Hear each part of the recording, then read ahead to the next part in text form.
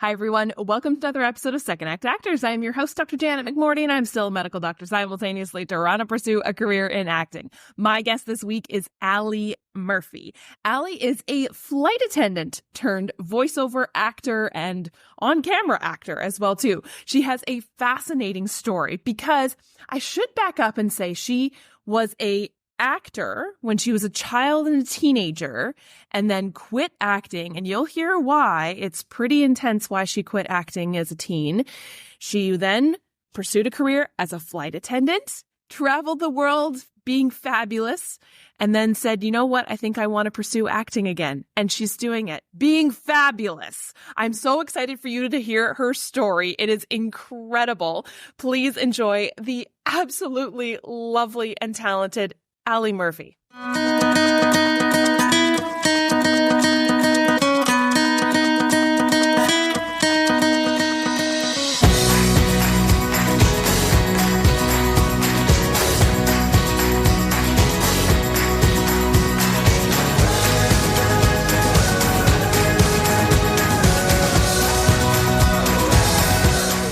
How did you get into this crazy business?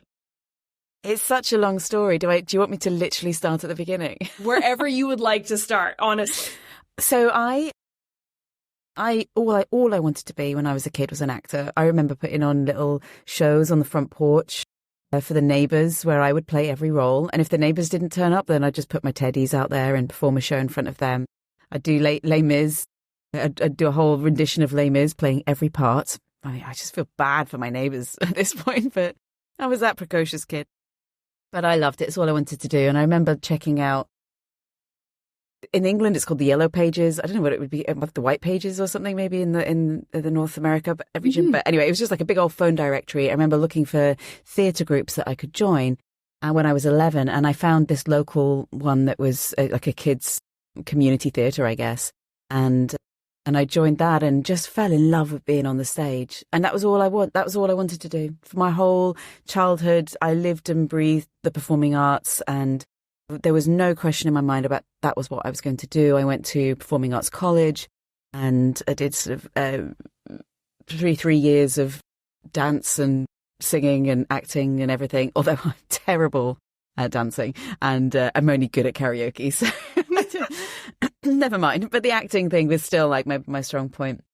And I was touring Shakespeare when I was 15, doing a sort of theatre and education thing, going around the country doing Shakespeare and for kids and working in holiday camps. And I was working as a teenager as an actor, and it was all great. And it was just, that's exactly what I was going to do. It's what I'd been setting up to do my whole life. And I got a TV role. I was in a comedy TV series in the UK in the 1990s and did some like bit parts on the soaps and stuff. So I was ready for my big career. And then I gained a ton of weight because I was 16 and going through hormones and stuff like that, and wasn't, particularly educated on health. So I gained a ton of weight, and then I stopped getting auditions, and I was being told by casting directors and agents that the trouble is, Allie, you're not beautiful and you're not unusual looking, you're just quite plain. And we just can't book you any roles right now. Because it was the late 1990s. And remember when everyone was so skinny? Like if you check out like Grey's Anatomy now, you think, oh, those girls are going to break. They're so thin. So I was just not the type that was, all these other beautiful late teen girls were coming through very thin, and they were getting the roles regardless of talent. It was mainly just what you looked like back then. So yeah, and I was a bit despondent, didn't know what to do. I was going from day job to day job, working in like call centres and temping as a receptionist everywhere I could, and I was just getting really down on myself. And I was continuing to go to acting class. And one time this guy turned up at my acting class and he was like, oh, I can't make next week's because I'm going to I think I was going to like Orlando or something for a week. And I was like, oh, aren't you going on holiday? He's like, oh no, I'm a flight attendant and it's just my job, so I'm just going to go. And I thought, well, that sounds fun, and I'm not getting any jobs right now. So I kind of made this decision that I was going to put the acting on pause for 10 years and then fly around the world and be this glamorous air hostess and see what I could of life. And then come back when I was 30, and it wouldn't matter what I looked like because I'd be booked for the mum roles and stuff. You know when you're 20 and you think 30's old. That's what I was doing. So I was like, it wouldn't matter. Nobody cares what 30-year-olds look like. But anyway, that's what I did. I went and I flew off. But in that time, I lost all my confidence because I was telling people, oh, yeah, I used to be an actor, but I wasn't very good because, I would have got somewhere if I was. And I just started telling people that self-deprecating story all the time to the point where I believed it as well. And I just kind of gave up on that thought. And then this is a really long story. I'm so sorry. And then when I was 30, I was like still quite overweight and wasn't happy with myself. And I was smoking. I was a theatre kid, so I was smoking from 13, but I was still smoking. And I was coming up to my 30th birthday and I was like, right, I don't want to be an unhealthy 30 something. And then when I'm 40, I look 60 years old. So I'm going to quit smoking and I'm going to do something about this weight. So I went on Weight Watchers and so I stopped smoking and I dropped like 30 pounds. I felt really good about myself again. And Weight Watchers were looking for real people to be in their commercial for like the big New Year commercial that they were doing in the UK. And I thought, well, I used to do stuff like that. That'll be fun. I'll do it. So I auditioned for it and then I got the role and it was unpaid, but I was like, this is just great. I get to be, and they wanted me to be the lead. So I was one of the faces of 2012 Weight Watchers, and I had my own magazine cover and the filming of the advert. It was a music video done in one long shot. There were zip lines involved. There was music and miming and dancing to music. And it was brilliant. And I had my own little line where I got to rough my hair and feel all fabulous. And I just got that buzz of being back on set. When you're on set and everyone is working around you, you've got all the grips and the ADs and you're in this part of magic where everybody is doing one job that's different, but they're all coming together to make this one thing. And I thought, my goodness, I miss this. And it set me on a path, really. I was doing voiceovers for Weight Watchers. They would pick me up from the airport. I'd come, land from a flight, a job, land from San Francisco, get picked up by this limo, get taken to a recording studio and recording adverts, all of it unpaid. I'm like horrified now. I should have been paid thousands for what I did. But I remember being in the recording studio, and as I was walking out, the engineer was like, "You're really good at this. You're not a voiceover." I was like, "Oh no, just an air hostess." He said, "You should think about doing this. You've got that natural gift, and that you were really great in there, and you should have been paid thousands for that." And I thought, okay, maybe I'll just look into it. I thought, I'm not going to do on-camera work or on-stage work again because that's not me. I'm not that good at that. But maybe I could do voiceover. And I started doing some voiceover training and loved it and recorded a couple of demos, but wasn't really getting anywhere with it. Then my airline were making redundancies. And my then boyfriend, he's now my husband, but my boyfriend at the time said, if you could do anything, if you got made redundant and you could do anything else, what would you do? And I said, I'd do voiceover. I'd go back into something creative. I want to be back in that space again. And he said, well, let's just make that happen. Bought me a little microphone setup, shoved me in my closet, padded it all out. And I started recording stuff, and I started taking loads of training. I used the redundancy money that I had. I don't know what it's called over here. I keep forgetting. It's like you've been laid off and you get that kind of golden handshake. Severance. There we go. Yeah. So I took severance and I used that money to train, and I flew over to Atlanta to a big voiceover conference, and I made loads of connections. And because I'd spent 14 years actually it was, but 14 years flying around the world and chatting to people from every background, culture, age group, I was just really relaxed around anybody, and I love to chat to people. So I was just chatting to all of these people who turned out to be really big casting directors or agents, and then I was just hanging out with them as some newbie, just having fun. But I ended up getting signed and getting jobs and networking, I guess. And it just kind of blossomed from there. And then when I was the year before I turned 40, I thought, okay, what do I want from the next decade? And I thought, I miss being on camera. I missed being on a set. And I want to work towards doing that again. So I started taking classes again and made a show reel and started applying for some like student films and stuff like that. And just kept getting booked. So it was great. And I was loving it. And then my husband got a job in America. So we were leaving London. And I was like, oh no, what am I going to do? Like, they're not going to want some British chick over there. And especially I live in Washington State, and it's not a massive film industry. It's starting to build up a little bit, but it's not LA, it's not New York. I wasn't sure I was going to get, it's not London. I wasn't sure I was going to get much work, but this year's been insane. It's been really good. I think I've done 6 films this year, 3 features. So that's my whole story. There you go. I don't think I've let you speak for 15 minutes. Oh, I love it. No, oh my gosh. Are you kidding me? Your story's incredible. I would love to go back. I have so many questions. I'm so curious. I would love to go back because I'm fascinated by people who, because a lot of us were creative kids who loved the theater school, or, I didn't go to theater school, but like I did all my high school plays, right? For you, was there anyone or any time that you felt somebody or even your own brain saying, this career maybe is not the most logical one, I should go do something else? Like acting and performing, that's just a hobby. That's just whimsy. Did you ever feel that, or was that something said to you ever? I was so lucky that I have the most wonderful, supportive parents who just wanted us to do what we loved to do and were so supportive, both emotionally and financially, because let's face it, especially those early days, you're not really earning much money.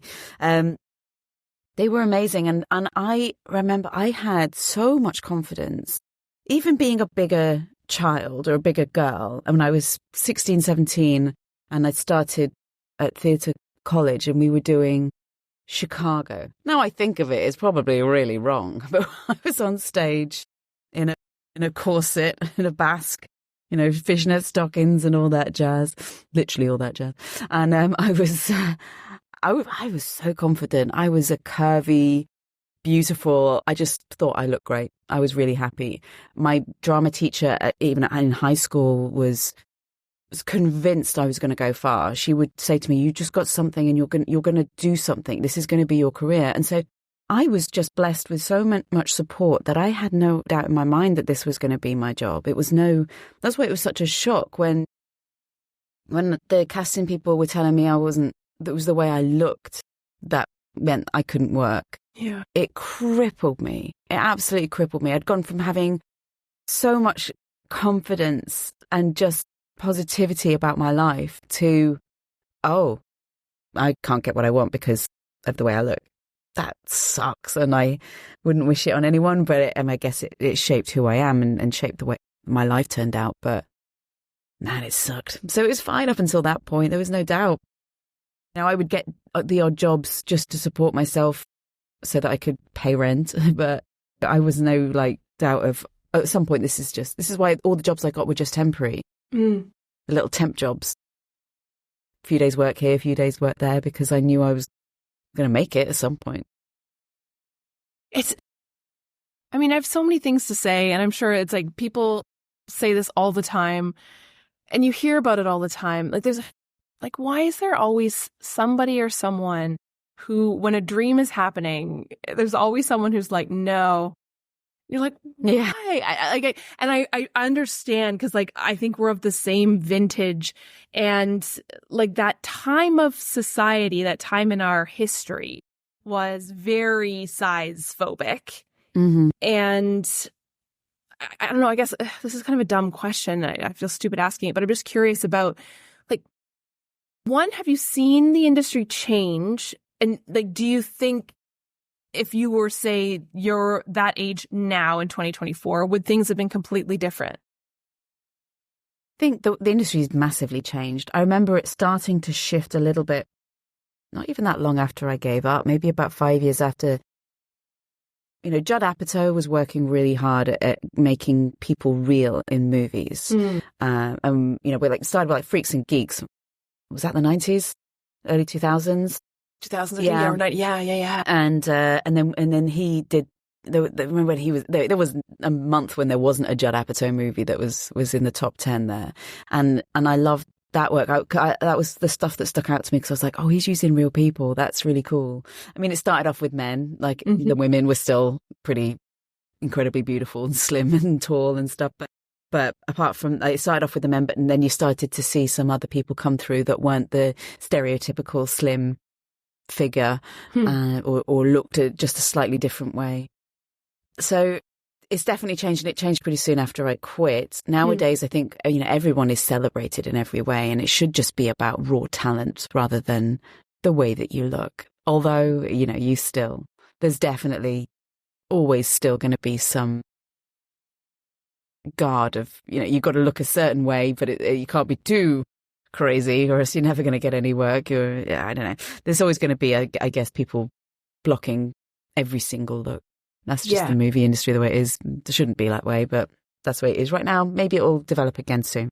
Yeah, it's funny. I remember hearing an argument, and you can't really argue against it because it's true, about how film and television are visual mediums. Yeah. And you're like, okay. And then they're like, period, full stop. And you're like, yeah, okay. But I don't know. There's something about visually, storytelling is supposed to be, I want to visually see somebody who looks like me on the TV and be able to relate to them. Yeah. So I mean, I struggle with it because I also the argument that will always be there by, I could rant about the patriarchy, ha ha ha. Yeah. But that's always the argument that gets put in place of this is what we want to see. And you're like, oh, okay. I don't really know. There isn't really a fight back when these are the big men holding the credit cards, right? Yeah, absolutely. The other thing the second part of your question about whether it would be the same nowadays, I think, although, I mean, you can never say for sure, I think I would probably get more roles nowadays being however I looked back in 1998. But that rejection that I had, whilst incredibly painful and completely made me change my life, my path, one of the best qualities an actor can have, and one of the biggest things that I have developed over my years, is I can handle rejection now. And you can't learn how to handle rejection without being rejected. If you are protected your whole life, being told you're wonderful, being told that you are going to shoot for the stars, at some point you're going to fail. But it's okay to fail. We all fail all the time. You think about the percentage of auditions that we do compared to the actual roles that we book. You have to be okay with not booking, and you have to be okay with not being right for something. And I genuinely now do not feel any pain, self-worth issues. I don't have any of those problems now because I guess I've learned through my years of being rejected, falling down, picking myself back up again, falling down, picking myself back up again. All of those, fix-up jobs have shaped who I am now today. And I genuinely think I will succeed more because I can handle the rejection that I get. Because a lot of people, they take a hit, a part that they really wanted, a part that they thought they were absolutely perfect for, and then they don't book it. And then it ends their career because they can't handle that rejection. We learn from the pain. We learn from the things that happen in our lives. So whilst I would have loved to have had an extra 15 years of career, I missed out on having that my whole of my 20s, which is so pinnacle. I missed out on having all of that. But I am a fully formed human now with life experience, and I have things that have shaped me, and I have stories to tell, and I can bring all of those things, all those parts of my life I bring into different roles. So I wouldn't change it for the world because I am who I am because of the things that happened to me. So that you've got to be grateful, I guess. Oh, gosh, yeah. Well, do you have any advice for anyone then who is wanting to start a career like this later on in life and having that fear of my 20s were wasted in the library? I'm now competing against actors who've done this since they were 4. Do you have any advice for getting into something like that? The thing that carried me when I first started, back, so sort of 39 years old, I was thinking, for on-camera work in particular, I was like, there's no one like me now. All the people that have been working hard for 20 years are probably very successful, well known. I'm new. They always need new people. They need new blood into the industry all the time. It's exciting for a casting director to meet a new actor that's older and unknown, because they're like, great, we've been using that bloody Olivia Colman for years. You know what I mean? But you know what I mean? Like Totally. There's always going to, like, you can go back, you can be a brand new actor at 80 years old, because they need 80-year-old people to play the 80-year-old parts. And if you've been acting since you were 10 years old and you're still acting at 80, you've probably done a lot of work that might be recognizable. So maybe there's a role for you.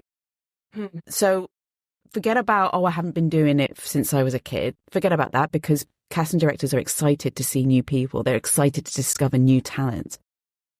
The other thing that I guess I was worrying about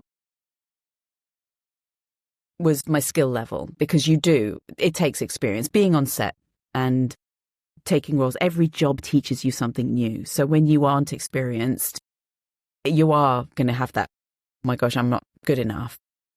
You have to be brave. You have to take the step, but go out and audition for student projects. Student film taught me so much. It taught me about, being part of that team on set again. Taught me about ways that I can dig into parts of myself to find character. Taught me to journal as a character. One of the directors that I'd worked with years ago was like, I'd really like you to just journal as your character. Just write down a stream of conscious in character and see what comes out. And that was the most valuable piece of advice that I'd ever had. And I guess I would have got it much earlier in my career if I'd been carrying on in my late teens. But I thought, great, yeah, absolutely, I can do that. And now I do that for every role. I journal in character. Or I just start speaking to myself in character about how I'm feeling. How do I feel about the other characters? How do I feel about my history? Why am I in the place that I am now? And gave me all of that good stuff. So, just go for student films and listen to podcasts and take online training. There's some great online courses that you can do, or self-tape challenges. There was a great one in London by Manuel Puro called The Acting Habit, where you would have like a self-tape challenge. You'd do a self-tape every single day. So every single day I'd grow, and every single day I'd learn something new, and I'd be watching other people's tapes and learning from them as well. So you've got to take the leap, go train, go get experience any way you can. But they do need you, so go out there. I love that. I love that. I love that, the journaling as the character. I've never heard that before. What a great piece of advice. I have an audition I have to do this afternoon. I'm like, after we're done here, I'm going to go sit and I'm going to journal as this character. That's brilliant advice. It's so good, because you're then suddenly in parts of the character that you wouldn't have been just from the page. You've genuinely been in their brain for a little bit. I will be forever grateful for that director giving me that piece of advice. Yeah. And you know what's funny? As soon as you were saying that, I was like, that sounds fun. Yeah. And so much of, I find, auditions and self-tapes, a lot of times my first reaction when I get one is, oh, shoot. Okay, got to reorganize how to find a reader. Blah, blah, blah. Yeah. I really want to make it more fun. And I think that's my goal for my next decade of life. But that sounds so fun. It is fun. And every casting director that I've ever learnt from, because I do take online courses quite a lot, they all say the tapes that stand out are the one where the actors had fun with it. They've just gotten into it. It might not be perfect, but they've really just got in there and enjoyed what they're doing and shown their craft.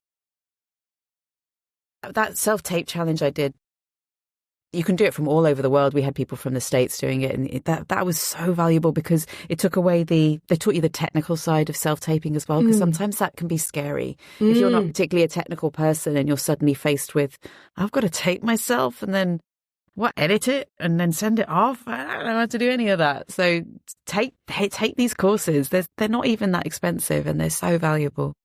That's such great advice. I find, like a self-tape a day, I relate that to, if I was training for a marathon, I never would do that, but training for, 10K. There's something that's interesting I find about acting, and maybe it's because it can be such a naturalistic thing that just lives in our body, or we want it to be.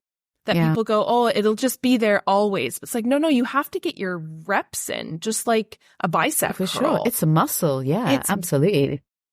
And it is a habit. You need to get into that. You're not just saying words. You're not just repeating. It's not just memorizing lines. It's being fully absorbed into another person's life. So you've got to practice that. That's a weird thing to do. And it's not something that everyone can do. So you've got to practice it and just get in there. And I love that. Somebody said it to me recently. Every job teaches you something. I had a film that I did recently that I didn't enjoy it. The experience. I found it. The only way I can describe it is it made me feel spiky. That doesn't make sense, but it did. I felt really like, I'm not enjoying this. I'm not enjoying this. It was a really tough role. But I came away and I was like, I learned so much from that. I learned so much for myself, for my confidence, for standing up for my own beliefs and for taking on really hard roles as well. It was, so you learn something from every audition, every job, every role, every course you take, you learn something new, and that just builds up your career into something awesome. I also traditionally I go full on pedal to the metal. Yeah. Can't say it, and it doesn't sound right in an English accent. Doesn't rhyme, but pedal to the metal. I go full floor on anything. So if I'm committed to something, if I want to be on camera actor again, I'll be like, right, I want to absorb all the information I can. So that kind of my personality. I'm guessing lots of people aren't particularly like that, but I just say be brave and take a step and put everything you can into it. Do you find, you'd mentioned having the experience working as a flight attendant and speaking to people from all over and being all over the world, that impacting positively your ability to network and just, be a human in this entertainment industry, which is filled with like not humans. Do you notice anything else that you've pulled from that career that you've now found helped your acting career? The biggest one was definitely the networking, but the second one is the stories that I have. I have so many stories from traveling the world. I started flying when I was 21. The whole, prefrontal cortex hadn't formed yet. I was dumb. I had some great experiences. I had a lot of fun. I survived. I don't know how, but I survived that.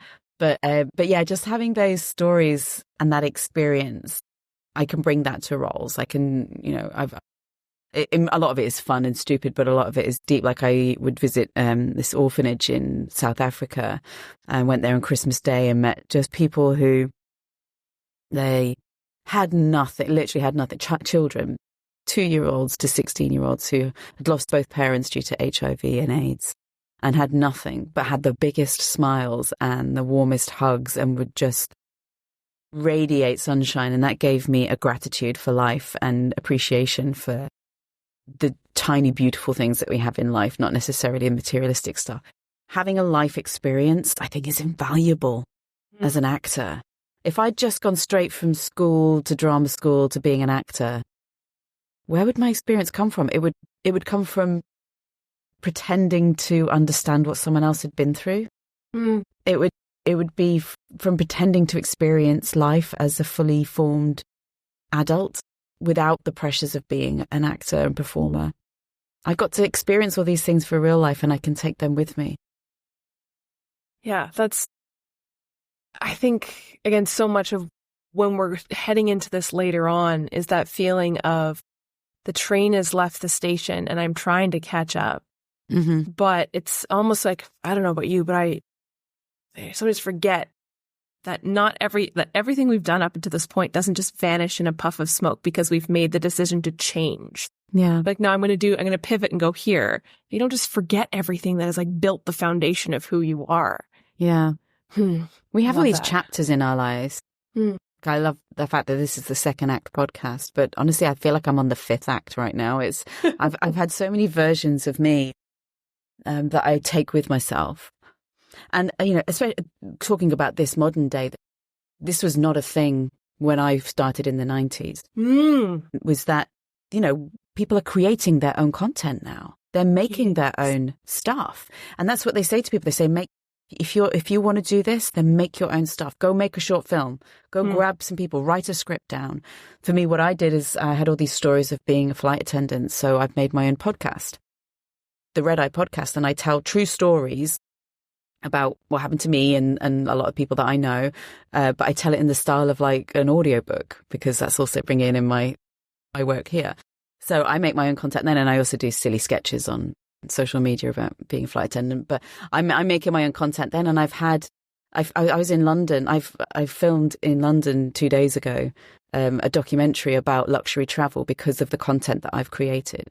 So you get found by creating your own content too. So get out there and make something, because that's a great way of being found. And again, you learn something with every project.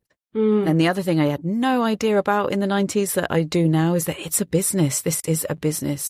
And as creative people, we don't necessarily always have business brains, but we do need to know that stuff. So learning about marketing, learning about branding and getting out there and networking and introducing yourself via email and things like that. I wouldn't have had a clue back then. I didn't know what I was doing, but it's a business now. And as an actor, you need to be a business person and think of all that life experience that you get. If you're doing this later in life, you've probably worked in business at some point and you can pick up some tips from there.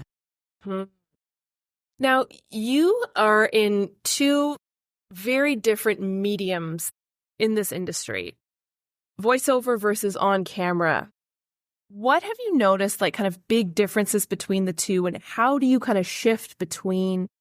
And my biggest thing is I don't have much experience with voiceover, but when I see people in a booth like where you are and you're needing to like imagine you're in this, I don't know, war zone in the War of 1812 and you're yelling across the field. There's such vivid imagination that must happen as opposed to being on camera when you're like, I'm in the costume, I'm surrounded by smoke. It's easy. Yeah. I don't know. I feel like doing the voiceover and being in my booth and, you know, pretending I'm at these crazy events that we talk about, video games and animation and stuff like that. I have sharpened my visualization skills, but I still use my visualization skills when I'm on set because, you know, you could be in a really intimate two-person conversation, but there's a camera here. You've got to visualize that camera isn't there and you're in that moment, and you're also visualizing what's happened just before and what's going to happen in the future. You've got to visualize the worries that you have. Sometimes you have to cheat an eye line and you'll be looking at a pole and pretending that you're talking at the person that you need to. You use that visualization skill on camera as well, but you do have to completely visualize whilst you're in the booth because there's only so much space you've got in here. So, and you can't jump up and down or anything like that because you can't jolt the equipment. So you have an awareness of equipment and space and that. But the acting skills that I've got from being an on-camera actor come into my voiceover, and then my visualization skills that I have from voiceover definitely come into my acting on camera as well. That's so fascinating. And I think that to me, again, once I think and kind of, I think it's training, right? Training on how to do that turns it into fun because it's literal pure imagination. And was that you as a kid? Like, I'm like answering my own question, making this assumption about you, like pure imagination and play. Yeah, absolutely. I mean, I remember I'd walk down the street and be in my own movie. I'd become some sort of character. I'm sure we all did that, you know. Well, I was like, especially if you had your headphones on and you had the music going on and you were in some sort of movie. Oh yeah, or I would just pretend to be.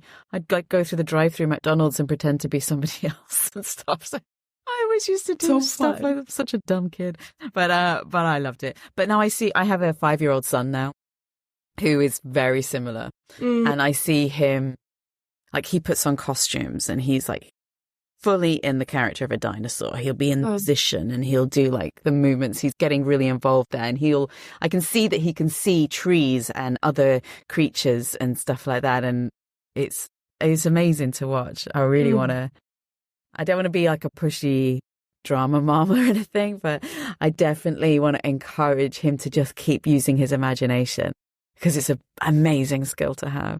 Gosh, yeah. Absolutely. Do you have any favorite moments from your acting career? Funny times on set, favorite memories?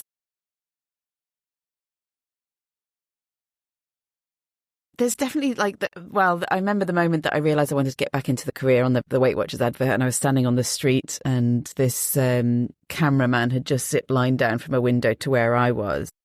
Oh no, it's the other way around. He came toward me whilst the guy behind him hooked him up to the zip line, and then I was doing my thing like singing and dancing, and then he gets pulled up, and so I just had to follow the camera. So I that's a key moment in my life when I was like, this is ace. I really want to do this. This is so cool. So things like that. When I was on a TV show in the 90s, I was hanging out in the Winnebago, like a dressing room trailer, I guess it's called over here, with two pretty famous actors in the UK. We were just laughing and smoking because it was the 90s and hanging out. And I remember thinking, this is just a buzz. My main memories I get are just when you're really buzzing from the energies of other people that are on the set, I guess. Yeah. There's such a magical energy when you're kind of really, everyone's excited and positive and happy for that, just to be in that moment. So I know I did my first feature I did this year as a co-lead, I guess, co-star, but I was working with a team of awesome women, and that was just like the director, the script supervisor, the sound. There was just everybody. It was just either a really strong woman or someone who just really loved strong women and was really supporting this team up. So that was pretty cool. That was a pretty cool moment as well. Yeah. And it's funny. I think about this a lot, like what is keeping me in this crazy, unpredictable industry. And that I think is the key driver, is having so many people like at the top of their craft, investing in their job, right? So many different jobs and coming together in what is the ultimate group project. But for the most part, I mean, no one's perfect. No set is perfect. But for the most part, there isn't like that one guy who's like, I'm just here. Just tell me what to do. I'll get the A along with everyone else, right? Everyone loves what they're doing, don't they? If they're working on a set, they're loving it. I think it's rare. Like it's rare to find jobs where that is the case. So I think that's like kind of that fuel, right? That we're like, oh, this is so great. I think there'll always be like the odd set where people will clash, especially when it comes to artistic vision. Because you're so passionate about it, there could be some real like differences in opinions from the director, the actor, the AD, the cinematographer. There's main key people who all might not have the same vision, and I think that's the only time it gets really like, I don't know what I'm doing because everyone's telling me different things, and I've got my own opinion, and that's been already thrown out the window. So yeah. That's the only time it gets a bit of a problem. Yeah. Mostly everyone is just awesome and loving their life, and that's a special kind of energy. Yeah. Do you have anything you're looking forward to coming up, or anything you want to kind of plug a little bit? No. I tell you why. Because I moved to the United States in 2022. Perfect timing. I know, right? Strike and COVID. I know. So last year was a bust. My first year here was a bust. And I was setting up in a new life, which, you know, being an expat, I think it's called over here, I don't know. That's a struggle in itself. And the years before that, I had a baby in 2019. Then COVID. And then, so my last few years have been rubbish. Well, not rubbish. There have been some highlights, but nothing that's like, oh, I can tell you about this great movie I'm doing. This year's been amazing, and there's been so much that I've been working on, but I can't tell you all. I can't tell you any of it. Come back to me next year. Yeah, that's totally fine.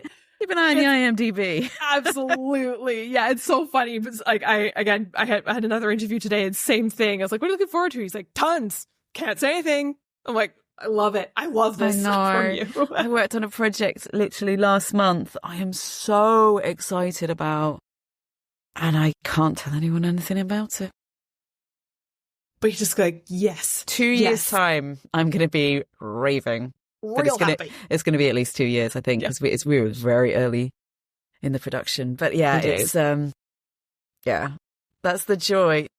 It's like, it must be fun for like, like the movie stars that are doing the press circuits when their film's coming out. And you think, you finished this 2 years ago. I know, right? You're like, right, I have to hang out with this guy who I haven't seen in 2 years. He like played my husband. They're like, you guys have such good chemistry. You're like, cool, cool, okay. Yeah.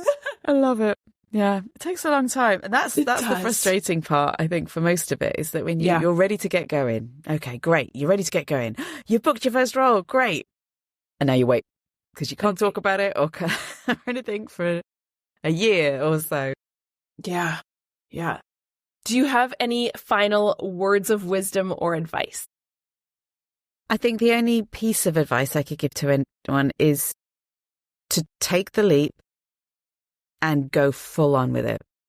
Take some risks. Go and learn as much as you can from as many people as you can. And I think it's the only way that you can make a success of yourself is by taking that chance.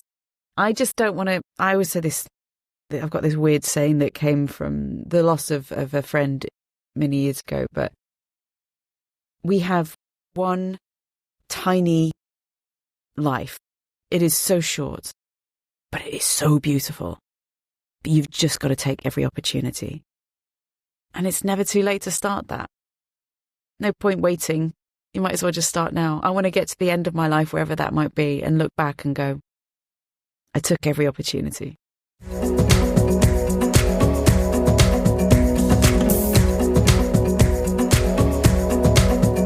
Thank you, everyone, for tuning in. And thank you, Ali, for sharing your story with us. Thank you so much for diving deep into some of the serious issues that we have going on in this film industry. I really appreciate you sharing and kind of really challenging us to think about some of the ridiculous things that are still going on in this industry, even though the powers that be, the rich old white men, let's be honest, are telling us that they fixed it. Okay, rant over. I'm off my soapbox. Thank you, Ali. You are wonderful. And I hope you all will tune in next week for another episode of Second Act Actors. Bye.